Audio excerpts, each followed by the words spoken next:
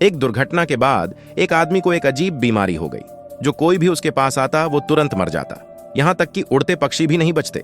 जिस दिन वह कार एक्सीडेंट से होश में आया, वह टूटी फूटी हालत में काफी दूर तक चल पड़ा। उसने एक कार से लिफ्ट लेनी चाहिए, लेकिन जैसे ही कार उसके पास आई, वो अचानक बेकाबू होकर सड़क से उतर गई। कार का ड्राइवर मर चुका था। पास में ही एक कौवा भी गिरा हुआ था, मरा हुआ, आंखें सफेद। उसे कुछ अनहोनी का एहसास हुआ और वह वहां से भाग गया। वह एक रेस्तरां में घुसा, लेकिन वहां भी वही मंजर था। लाशें पड़ी थीं, सबकी मौत एक जैसी। तभी एक और व्यक्ति बेहोश हो गया। उसे लगा कि हवा में कोई जहरीली चीज है, इसलिए उसने अपने कपड़े से मुंह ढक लिया। जब वह घर लौटना चाहता था तो उसे अपना नाम और घर का पता भी याद नहीं रहा।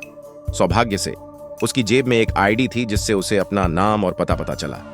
घर पहुंचते ही उसने खिड़कियां बंद कर लीं और पड़ोसियों को भी सतर्क किया, लेकिन एक पड़ोसी उसकी बात न मानते हुए अंदर आ गया और तुरंत मर गया। अब जैक को समझ आया कि समस्या हवा में नहीं बल्कि उसी में है। उसने एक कौवे पर प्रयोग किया। जैसे ही कौवा उसके करीब आया, तुरंत मर गया।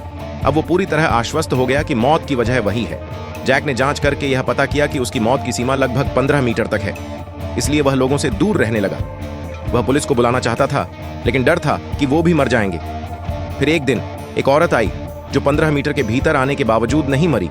उसका नाम एमी था। वही हादसे के वक्त जैक के साथ थी और उसे भी याददाश्त खो गई थी। एमी के साथ रहने से जैक की मौत की छाया भी गायब हो गई। उन्हें लगा कि सब कुछ उस हादसे से जुड़ा है, इसलिए वे दोनों दुर्घटना स्थल पर गए।